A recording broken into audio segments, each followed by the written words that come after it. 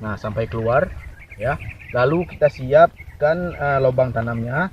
Kira-kira ini sampai ke permukaan tanah nantinya.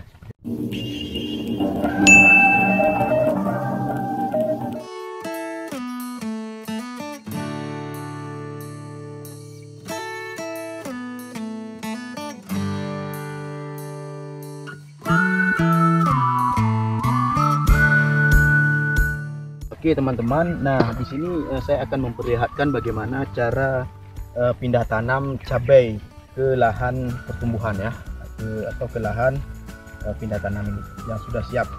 Nah jadi yang harus kita siapkan itu adalah yang pertama air untuk membasahkan media yang ada dalam baby bag ini, 1 timba cukup. Kemudian ada benih cabai. Nah caranya itu sangat mudah, silakan masukkan saja cabai yang sudah siap ini. Begini caranya ya.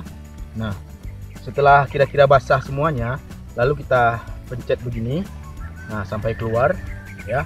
Lalu kita siapkan lubang tanamnya.